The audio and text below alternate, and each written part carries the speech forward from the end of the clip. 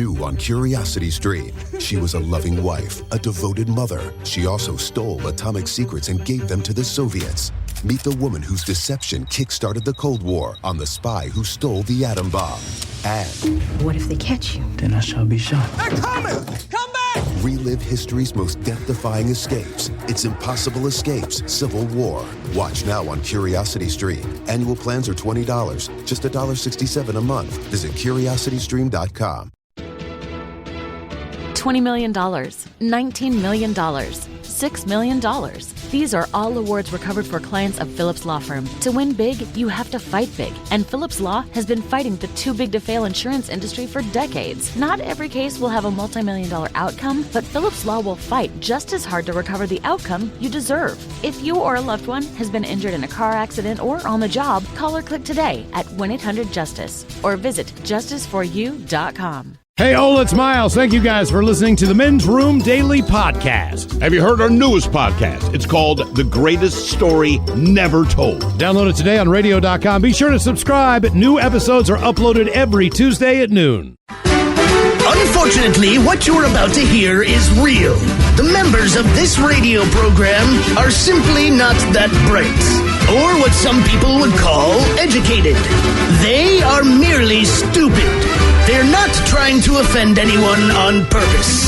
And all have played doctors on TV. You have been warned and are cordially invited to join the party. This is the Men's Room. Forget it, man, and get with the countdown.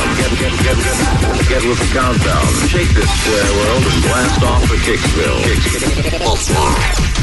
The trippers, the grasshoppers, the hip ones, all gathered in secrecy and flying high as a kite. This is the Men's Room with Miles and Thrill.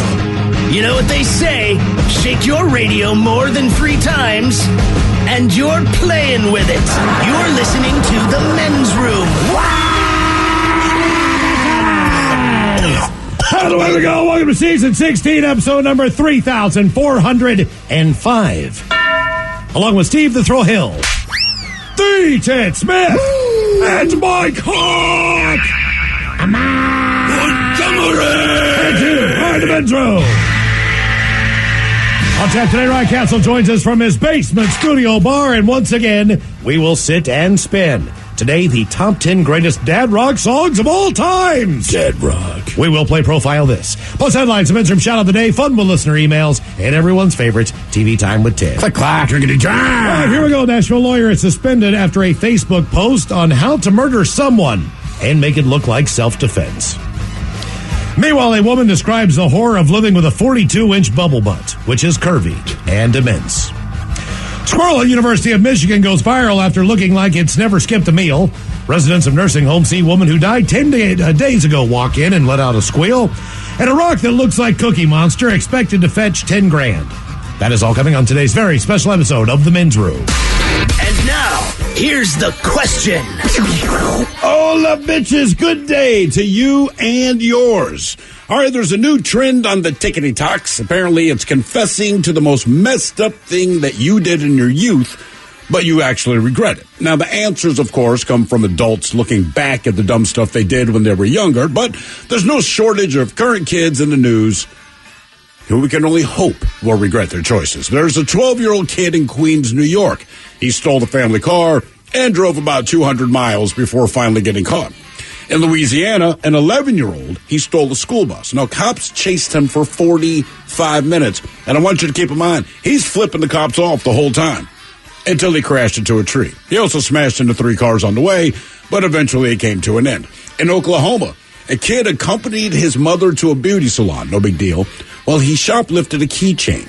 As a result of his petty theft, the store owner punched his mother in the face. Now, I don't know about your family dynamic, but if I did something that got my mother punched in the face, I would not be alive today. No word on that kid. And then there's those kids that bully. That's an endless cycle that you can only hope bullies will come to regret. One girl, she learned to regret her bullying very quickly.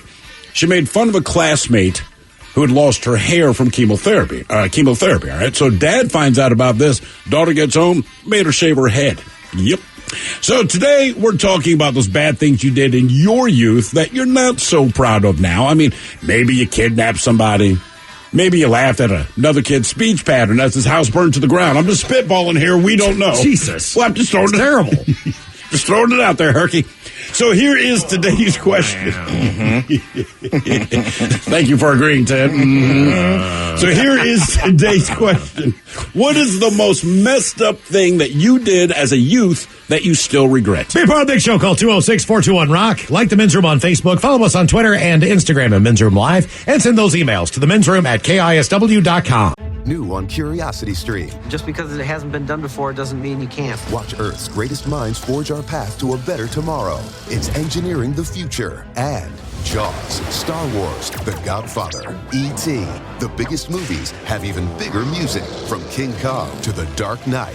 See how musicians scored Hollywood's greatest hits on great film composers' music of the movies. Watch now on Curiosity Stream. Annual plans are $20, just $1.67 a month. Visit curiositystream.com. Hey, all the Macholas, thank you so much for listening to the Men's Room podcast. And thanks to our pals at the Advocates Law Firm for being great partners. Yes, even you, creepy Kyle. Seriously, though, if you'd been injured as a result of somebody else in your car, on your bike, walking across the street, talk to our friends at the Advocates Law Firm and let them help you out. Yeah, they're the best injury lawyers around, and they want to make sure that you're not taken advantage of. Plus, your first consultation is free. It's simple. You get injured, the advocates get results. Contact them today at advocateslaw.com. This podcast is brought to you by the Washington State Department of Health. As we continue to listen, learn, and grow, we are amplifying Black voices and perspectives in an effort to start a new COVID-19 vaccine conversation. We're sharing stories intended to help us navigate this unprecedented time together and to co-create solutions in support of the Black community. Hear these stories at weconsiderwa.org. The shenanigans continue. This is the Men's Room with Miles and Thrill. 99.9 KISW. Hold the toes and away we go. Welcome to season 16, episode number 3405. What a large surprise program we have for you today. Guaranteed future repeat is once again we'll welcome in Ryan Castle. He's in his basement studio bar. We will sit and spin. And there is a new 4 CD collection that is out in stores right now. Ooh, 4 CDs. 4 CD collection. Well, it's like a 4, whatever. Either way, CDs. It's all about dad rock. Dad rock. Dad rock. Now, is there a station that plays dad rock? We're your dad rock connection. Well, believe it or not, there's a lot of the songs that are on this compilation. Actually, we play on this radio station. Every once in a we're while, the dad rock station? Well, maybe like on Sunday. Dad rock. Sunday morning we do Dude, It's the 80s. Okay, all right. You'll hear a little fair. Eye of the Tiger, which is included in the dad rock, or some of the tracks are like Boston, More Than a Feeling. Or Boston I feel like might be dad rock. And granted, I like Boston. Eye of the Tiger, I don't care what anyone says, is oddly timeless. Right, but you have to remember, there's a large gap as far as the age of dads. Sure. So our generation's a lot different than, I'm sure, you had your kids a little bit older in life, but I mean, you're maybe one of the older parents there, right? Without a doubt, man. Okay, so, like dads are younger, moms are younger these days. So we're going to play for you 10 of the younger dad songs. Ah, okay. That you, that are featured in the because my dad's set. Rock was Miles Davis. Exactly. Ours is going to be a little bit different, obviously, but, there's a lot of people It's kind of the outliers. Right. Okay. But it's still dad rock. So that's what I Ryan... remember asking my father, how come, when I was a kid, because I loved rock as a kid, I'm like, man, why is it that you didn't like rock as a kid? I'm maybe 10 years old at this time because I just could not understand how you didn't like rock. And my father looked at me and said, hey, they didn't have the term rock when I was growing up, but it was as popular as rock when I was growing up. But he's saying this to me, and I'm like, but you listen to Miles Davis and Ray Charles, and there's nothing wrong with those guys, but to me, that's just old people music. And it's like, yeah, you son of a bitch. Well, it was current when I was growing up, and I stick with it. And now I've become him, where the stuff that I liked, Guns N' Roses, and my kids are like, yeah, I've heard of them. Aren't they like 1 million years old? Are they still alive? I mean, I ask questions like that. I'm Jeez, like, yeah, you little son of a bitch. Well, the stuff I listened to growing up that we were like tough, and it was like crazy. We listened to it. Now it's like for soccer moms.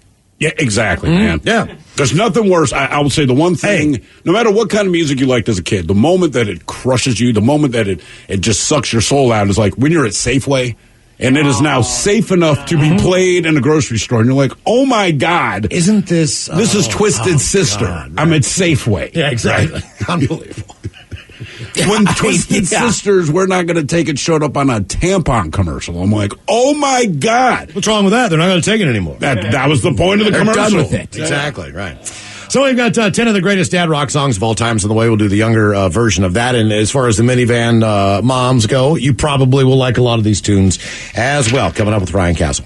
And today we're going to talk about being a kid. It's being a kid is one of those things where you kind of learn along the way and you make mistakes along the way. Hopefully by the time that you're an adult, you've corrected a lot of your behaviors. There's a reason that the legal age to become an adult is 18 because you get a pass up until that point because you're pretty well an idiot. Not everybody, but we do dumb things at that point in time. The assumption is that you're a moron and you're going to do stupid stuff. I will not get into too many details. I got a text before the show today. Like, when I get home, I have to deal with my son. For one of those things like, look, be glad you're not 30. You're 8, so we'll have a different conversation. But, like, this needs to stop now. Yeah. But I think about physical violence. Mm-hmm.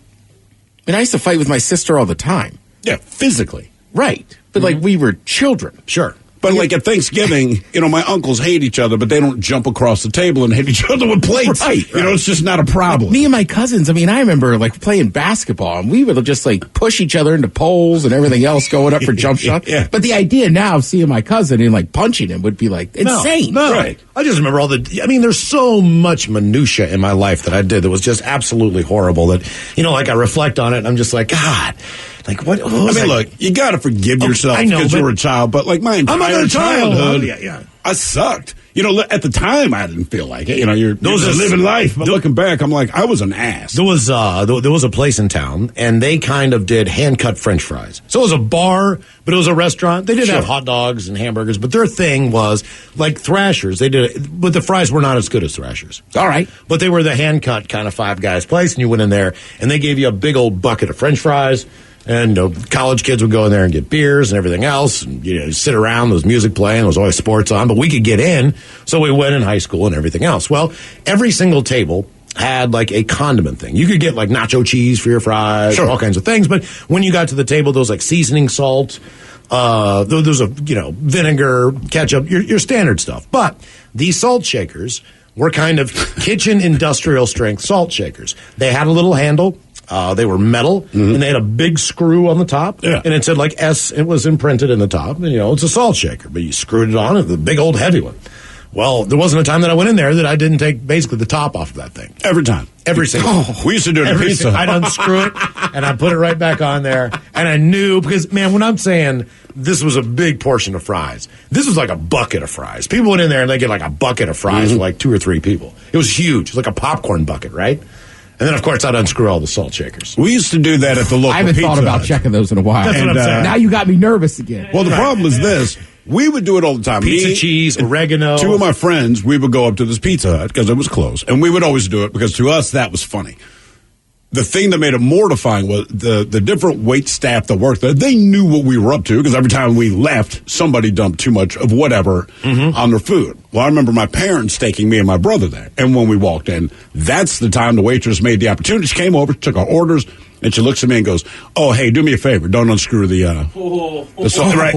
And she walked away. And now my parents, it's real quiet. I'm acting like nothing happened. And my father's like, the hell is she talking about? And I'm like, yeah. And it ruined the meal. The other thing we used to do, I don't know that I regret. This is so stupid. Dude, good. I like the waiter or the waitress's tack there. We went in there probably 7 times. She never said a word. Now, one time I show up with my family, and it's obviously my family, and I'm maybe 11, 12 years old. That's when she dropped the line. And she wasn't mean about it, which made it worse.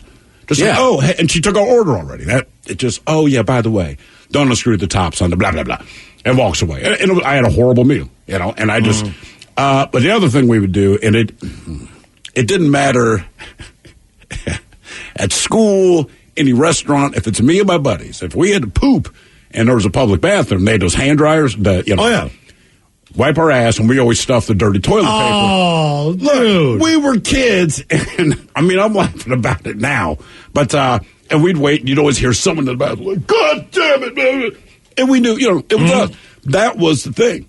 We would hear it on the morning announcements when you're like in elementary school, and the principal goes to the speakers and says whatever garbage they have to say, and we don't know who's doing it, but obviously it's a young man who keeps happening in the boys' bathroom. And it was me and about 3 other kids. Like, stop stuffing your dirty toilet paper in hand dryers. It's gross. It's disgusting. All the things that are true. But we didn't care. And every time they made these announcements, man, we could not stop giggling. We're just, and it made us want to do it more. I mean, we became the dirty toilet paper bandits. If you hit that hand dryer, man, dirty toilet paper was coming out. There was a guy, man, and he was I know, Mike. He was 2 years older than we were, and he was just absolutely a tool shed. This kid, man, he would beat you up all the time. Didn't matter what the deal was. He was just that guy. I'm pretty sure he ended up in the penitentiary in West Virginia at some point in time. Either way, everybody kind of went their own way after school, and you had a different way. I walked on a street because it was basically a neighborhood on one side. There was woods on the other, and there were trails that went to various things. Like, you might go through a trail for like 200 yards, and then you'd be in another little housing development, like a little road with 6 to 7 houses. So some people would take that trail, some people would go this other way. RJ, his mom worked at a convenience store. There was one trail to get to the convenience store. He walked there after school, and his mom would drive him home. But he was such a piece of crap. But we would always go to the convenience store too. So there's a handful of us that were willing to make the walk. It was a pretty good walk, but that's how we went and got our crap. Gum, whatever the hell we wanted to get, baseball cards. So, but RJ was there was a portion of this trail. Most of it was switchbacks, but there was about a 10-foot area where the trail just went down over a hill. You know what I mean? It was straight down it. Nobody sort of weird. Yeah, I know. I was just like if a robot farted is kind of what it sounded me. I was like, my phone's not even on me. So this is also how we could get to the lake and go fishing. So we would use that trail for that too. On the way back one day, it was like, I don't know, summertime, whatever, but we knew RJ took that trail all the time. So we put fishing line across that trail halfway down that hill. Oh, no. Yeah. And he came in the next day and his face was all messed up. Oh. And he wouldn't say what happened. You know what I mean? Because we were trying to settle it. He could have gotten into a fight. We don't know. We're just pretty sure. We're pretty sure we face planted his ass. Oh, sure. You know what I mean? Because once you get 1 foot cut in, then you can't get that out. And then the next one goes in, and bam, like you're just face first down this hill. So we were thinking to ourselves, that was pretty slick. Did you ever get caught in back in the time where your bike was your main mode of transportation? There was a guy named Carl Welty. And we didn't like each other, but it's one of those things looking back. I guess we did like each other, but we were constantly antagonizing each other, but we never did it in front of each other, right? So I remember we had ridden, it was like 8 miles to go to this grocery store. We lock up our bikes, we buy whatever we're buying, like you said, probably like an iron-on decal with a skull or something stupid. We're riding back home, and I mean, I am struggling, man. And when you're that young, you have nothing but energy, right? And it was a flat ride. I cannot figure out why I'm struggling. When I get home, I realized Carl had shown up there and let all of the air out of my bike tires. Oh, my God. All right. This went on for 4 years now, right? Because I'd be riding somewhere, I see Carl's bike. You always recognize people's bikes like now you recognize their cars. Sure. So I'd slam on my brakes, go back to the bike rack. Carl was a huge dude, by the way, so I had to make sure he did not see me. Like, he knew it was me, but I never admitted he couldn't prove it, but he only knew it was me because he did it to me. I let all the air out of his tires, right? He has the same problem. But this went on literally for 4 years. The only place your bike was safe was in your own garage, in your own home. If that thing was public, and I mean, it got to the point you're so paranoid that you're looking out your buddy's window every 5 minutes just to see if Carl's out there. Because if he's there, my goddamn tires are flat. This is a true story. We got into it. I got into it with a kid named Tommy. Because for whatever reason, I think he stayed back a grade. This is only like 5th grade, right? And I don't know how it started, but then it turned into a constant mission of anything outside of school, birthday, you had to punch the other guy in the junk. Jesus, man. Like, it went as far as, like, I remember we were at Chuck E. Cheese. Wait, you don't know how this started? I don't, but I just remember being at Chuck E. Cheese. Oh, no. He crawled underneath the table and got me. Oh! So at this point, it has risen, right? There might be other people that are getting brought into this. And to this day, I got no problem with that kid. I don't know how he started it or whatever. But I don't feel bad about this. But one day in school, he tried to do like a sneak attack. Right. And I slid my book down just in time that he punched the book. And I remember this teacher was so upset and was like, "What is wrong with you two?" And I was just like, I don't know what he's doing. Let's get away from my junk. Weirdo. Well, there's a new trend on TikTok. People are confessing to messed up things they did as a kid, and they still regret to this day. A few of them for you. A guy found out a friend actually had 2 Christmases because his parents were divorced. So he would go over to his dad's, then he'd go over to his mom's. Right. As a kid, you think this is a brilliant move. Right. All right. But his parents were divorced as kids, so he thought, well, his friend's parents were divorced, and he thought that was a cool thing. So he made a fake Match.com profile for his own mother. and left it up on his dad's computer. So his dad would see it and want to divorce his mother so that he, too, could get 2 Christmases. Oh, my God. That is kid logic. Did it work? No, he let her Apparently it almost worked. Right. It almost worked. They almost got a divorce. Wow. That is crazy. I mean, I like the kid's logic. Like, I get where you're thinking, but you've put it in the wrong place. A kid knew another kid stole a skateboard, so he asked his kid's dad if he could come out and play. And then as soon as he walked out, he threw a rock at him and broke his nose. Another, without asking, 2 kids decide to repark their dad's car while he ran into the library. Then they crashed into another car and never told anyone. The other car was smashed up, but the dad's car was fine, so he never found out. Another kid stuck a pencil in their nose to be funny. Then a girl reached over and slammed it up into their nose. She said there was blood everywhere, and she feels horrible. Yeah. Mm-hmm. Another girl was in a public bathroom that was being renovated, saw a bunch of tools and screws on the ground, and flushed all the screws down the toilet. And one more. A group of kids wanted to grind on stuff at a playground with their shoes, like skateboarders do. So they rubbed Crisco all over the various surfaces. And several kids who showed up later were injured, playing on the playground equipment that was covered in Crisco. That wasn't their goal. I'll side with this a little bit. It was years ago. I think it was like a junior in high school, but the band I was in, we played at the high school function, whatever this thing was. When it was done, all of the students, like most of the adults left. There was a few like chaperones, whatever, but all the kids are now partying on the stage that we played on. And people, it was like a talent show kind of thing. So there's different people, but everyone's having a real good time. And they're blasting dance music. So everyone is on this stage dancing. And I did not do this to be malicious. It just, you realize the error of your ways. With me and my buddy Tony, we decided to climb up into the lighting system way above the stage. Maybe, 25 feet up. No big deal, but we had Lay's potato chips. I always remember this. And we started grinding them up in our hands, and we were like snowing potato chips down to the people dancing. Maybe the greasiest potato chip in history. All right, those chips are greasy. I did not know the yellow this bag, then. so salty, so greasy. Well, everyone thought it was awesome, great. right? So when they started snowing down, everyone's looking up like, yeah. So it was like this fun thing. But you're right. This girl steps in this puddle of grease. I mean, we're not tracking with this. She steps in this puddle of grease, falls backwards, slams her head. She's unconscious. And I mean, like, the music stopped, and then there's this horrible moment where there's maybe 60 kids down there. They all look down at her, and all of them look up at us. And now they're angry because they thought we did it maliciously. And we really you just didn't think it through. Well, you know what? But since then, I've been so aware that Lay's are greasy, and I'm like, I remember how I discovered. I almost killed a woman. Right. Dancing. I mean, as a kid, I wouldn't have thought about it either. We didn't know. That's how I learned. Right. But those Lays are noticeably greasy. Yes, they're very, very, very, very greasy. I get the lightly salted ones now. It's not that the grease changes that much, but it's just less salt. Not as salty? Not as intense. That's what they say. Not as salty. Like the sky blue bag flavor. What is the most messed up thing that you did as a youth that you still regret? 206-421-ROCK. New on Curiosity Stream. Just because it hasn't been done before doesn't mean you can't. Watch Earth's greatest minds forge our path to a better tomorrow. It's engineering the future. And Jaws, Star Wars, The Godfather, E.T. The biggest movies have even bigger music. From King Kong to The Dark Knight.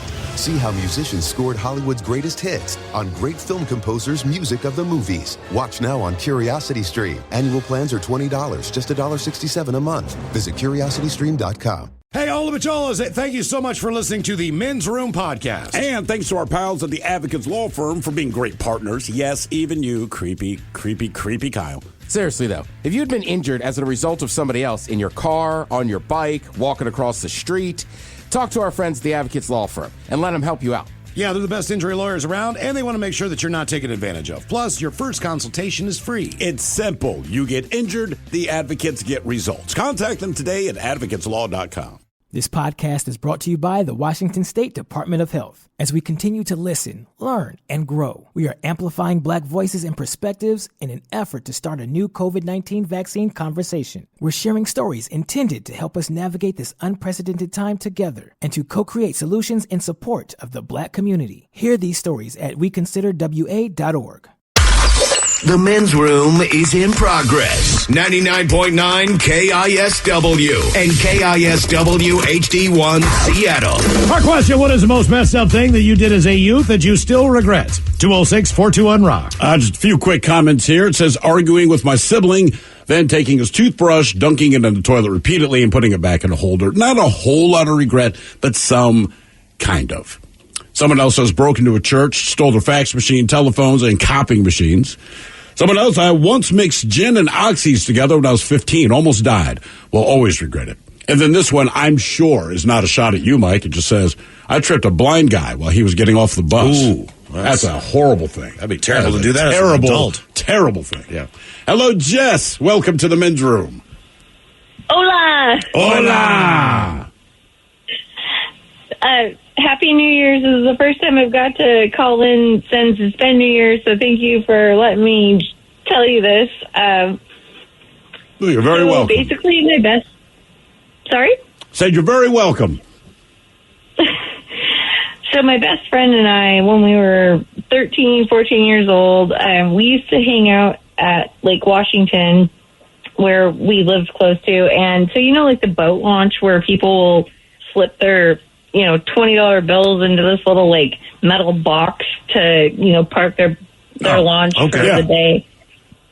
So my best friend and I, we used to watch people doing this, and one of our a little bit older teenage friends was like, hey, check this out.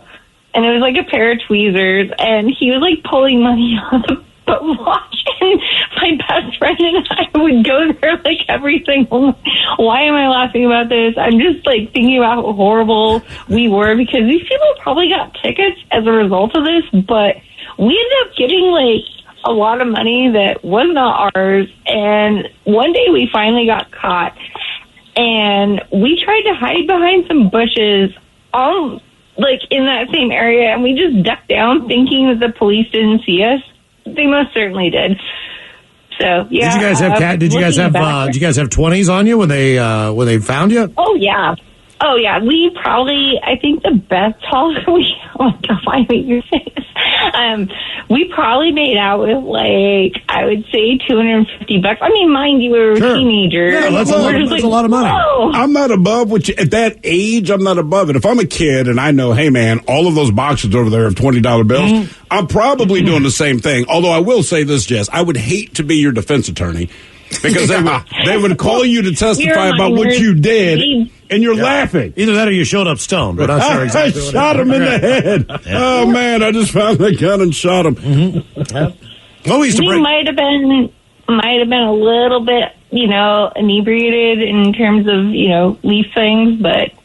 Now, listen, man, I get it. As a kid, you're not covering any of this up bad. Number one, I don't know that you feel that bad about it with your laughing. And then number two is with some leaf stuff. All right, you were stoned and stole money. All right, let me ask you this. Did the cops, they connect you to all the previous busts at the parking place?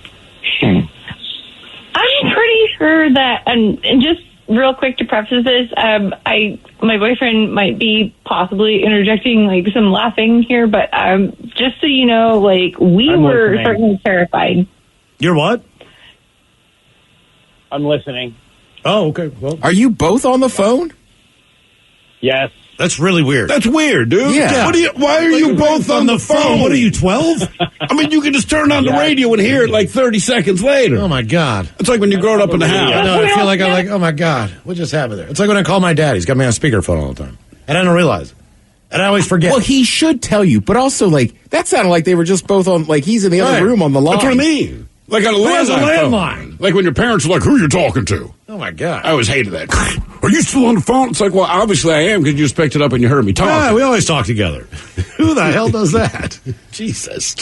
What's the most messed up thing you did as a youth that you still regret? 206-421-ROCK. People amaze me. Jess, I will say this. If I had lived in a place where those things existed, I have no doubt that I would have busted in there all the time. If we were walking anywhere and it was nighttime, typically people did not lock their doors in the neighborhood that I lived in. Mm-hmm. And the most thing what we would do is we would steal change. Right. So that we would get the money. If they had sunglasses. I mean, I'm not saying my buddy didn't steal some sunglasses. He probably did. But your buddy. But our idea was Well, man, my parents knew damn well that I couldn't afford a pair of Varney sunglasses, which were the Right, popular so you ones at the can't time. roll in I with can't those. walk home wearing those sunglasses because I've asked for them no less than 50 times and been told no, they're too expensive for you. So if I show up with a pair of them, you stole it. Yeah, right, exactly. But we take the change. There was a private golf course at a country club, and on hole number 9, they had a vending area, and they had Cokes, and they also had a vending machine that had beer.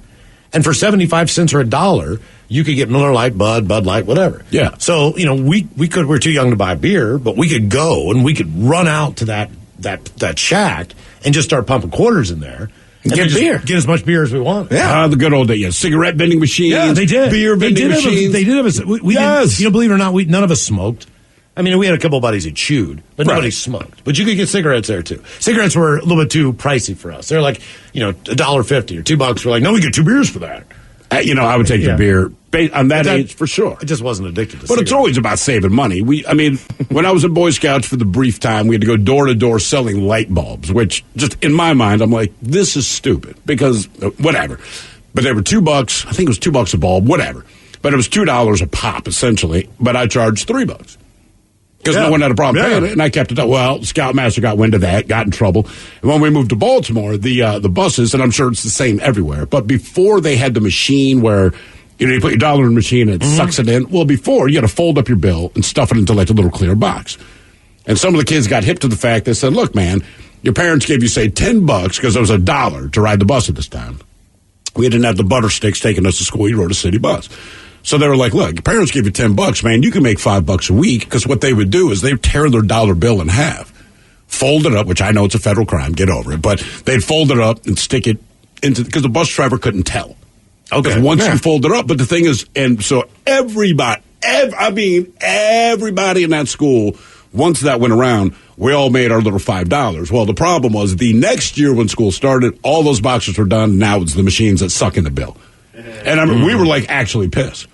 What are we going to do for money? Did not occur to us to get a job. Did not occur to us. Nobody thought of doing something responsible. It depended on what it was. Like, we had to sell pizzas every once in a while. We had to sell candy bars. But my grandfather was one of those dudes. He was really into the U.S. Mint. So any kind of coin. He was a coin collector and all that. So from the time I was born, he bought me a mint set of coins from that year. And every Christmas. Were they actual coins or like the Franklin Mint stuff? No, they were actual coins, U.S. currency, and they were in plastic. Right. So you couldn't touch them. They were like, okay, from each year, here's a penny, here's a nickel, here's whatever. So if I ate too many candy bars, and I had silver dollars that he gave me that he collected, I mean, some were like from 1920.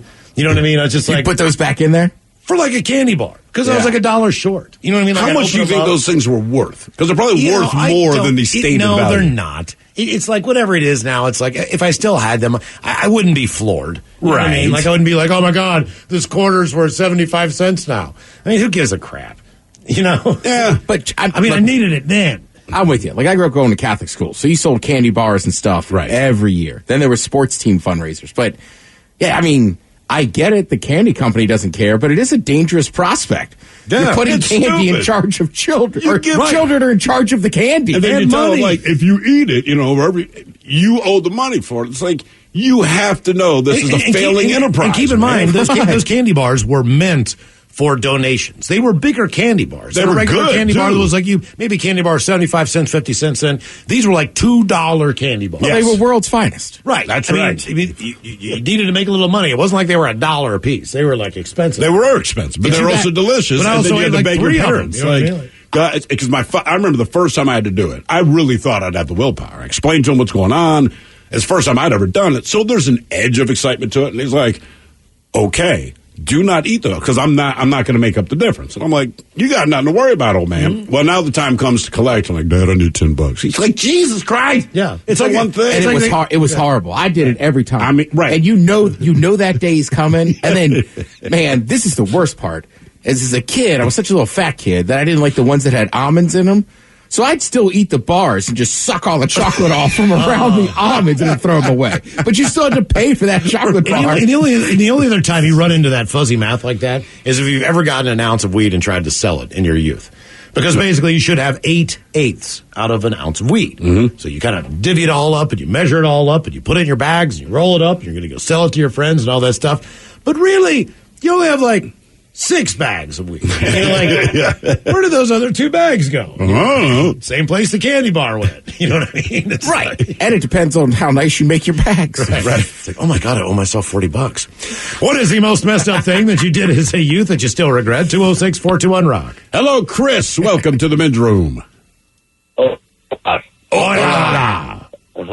Yeah, like 38 years ago, I went to Kenmore Junior High and was playing dodgeball and picked up the ball and hit the girl straight in the face really hard. And then I got clotheslined by the PE teacher. So never forget that. Did he do it on purpose? Yes, he did. I'll be damned. Yeah, see, you can't do that anymore. I like those old school stories, man. Yeah, that was old school. Teacher used to beat our asses. Out if you mess with somebody. Yeah. Did you do it again? No. That's why it Never works. did it again. Right. That's why it worked. But I regret it, though. Our PE coach was also the wrestling coach. Mm-hmm. You know what I mean? Always. Most of these guys are somehow involved in athletics at the school. So, you know, like they're a coach. Ultimately, if you play any type of sport under them, they're gonna kill you. Yeah, they might not get you then, but they'll get you later. We had Mr. Gallup. He was our gym teacher in 7th grade. At first day of PE, all he asked us to do, and we didn't get it, he's like, look, I'm going to call each one of your names. You have to do a certain number of pull-ups, right? So if you did 3, you did 3. I remember Jamie Becker, this kid, he was showing off. He did 17. Damn, he's like, skinny. Good. Dude, but he crushed it, and he impressed the teacher. Whatever. We go through the course of the entire school year. Now it is the last day of PE class. And Mr. Gallup has us do the exact same thing. You're supposed to beat the number that you had at the beginning of the year? We did not know that. So the person who's sweating the most is Jamie Becker because you came out and showed off. So there's Jamie Becker's at the top and a kid named Kevin Schwartz. He was the resident fat kid. He was at the bottom because he could not do 1 on day 1.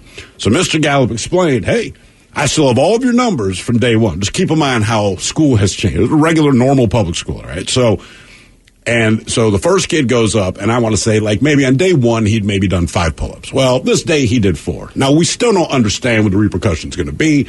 We just thought maybe Mr. Gallup would be disappointed. Well, he was. And then we discovered after this first kid, if you did not at least match, but certainly beat your number from day 1, he took those jump ropes that had, like, the yellow and blue plastic casing around it, right. and he whipped the back of your thigh.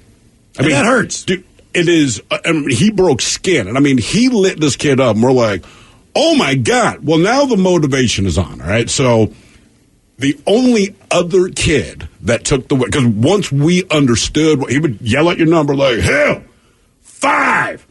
I think I got it to like 8, because the motivation, man, it is there. Jamie Becker, he got his ass torn up because he still did well. He did like 13. Mr. Gallup's like, that ain't 17. And I mean, Jamie's already in tears, pulling up. Drops off the bar. He comes up and takes out his legs. And I remember Jamie's now sitting in the corner. He's bawling, man. He's bleeding out of his thighs. But it was not unusual. Because, your teachers, with their knuckles and the rulers and all this stuff. So finally, Kevin Schwartz. Now, he's the fat kid. And he was still the fat kid.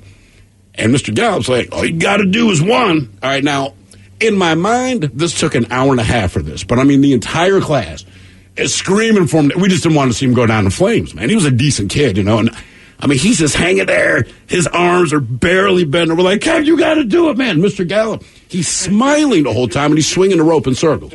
Just looking, he's like, come on, Schwartz. Come on, Schwartz. Dude, this kid's chin, I mean, he crossed the bar by like a millimeter. We all exploded like, yeah. Kevin's in tears because he was so scared, but he actually did it. Mr. Gallup's like, that's how you get it done. So when we get to 8th grade, we explain to the incoming 7th graders, hey, man, understands it. Do not show off for Mr. Gallup on day 1. Suck. Suck as bad as you can possibly. In fact, if you can't do a pull-up, that's okay. Don't do one. But on the last day, he's going to mess you up. A lot of those kids didn't believe us, and they got torn the hell up. What is the most messed up thing that you did as a youth that you still regret? 206-421-ROCK. Hello, Dolan. Welcome to the men's room. Hola. Hey, gentlemen, long-time listener. All right, so I was like 10 or 12, and I was in a very competitive game of hide and seek. Yes. Getting a little too trash talky, but next to my friend's house was this big old Ford 150, and I crawled in the back, and there's a tarp over it.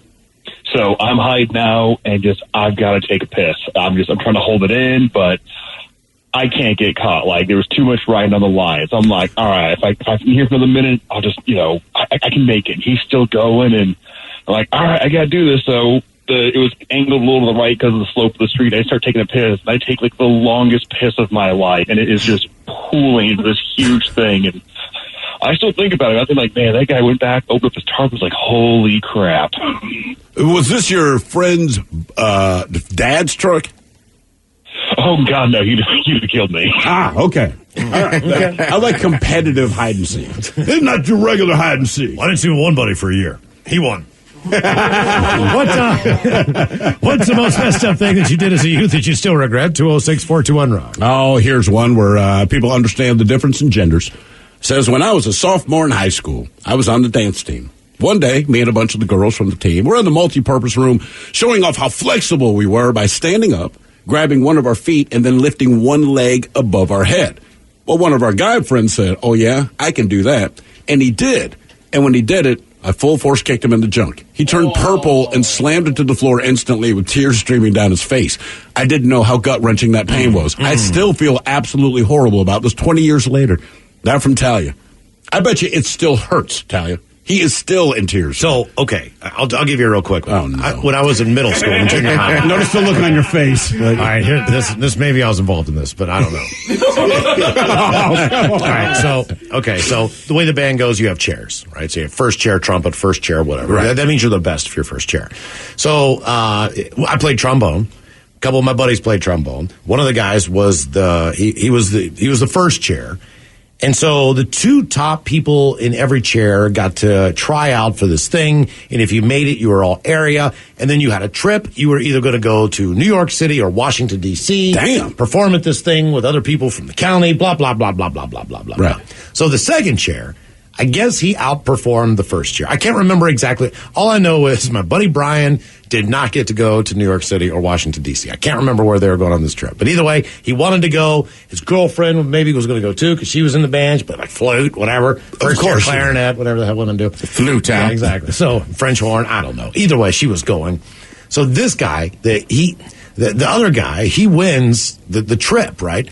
God damn, what's his name? I can't remember what his name was. He's a tall dude, man. Not a bad looking dude. Taller dude. Either way, my buddy Brian decides he's going to put out a hit on his trombone. Oh, no. Because you got to remember, we rented these instruments. You couldn't afford that. Right. You rented them from a music store. So, you pay a lump sum, your parents pay it, you get the trombone for the year, it's Cobb, you take care of it, you clean it, everything else. Well, Brian dumped a bunch of super glue down the slide. Oh, no.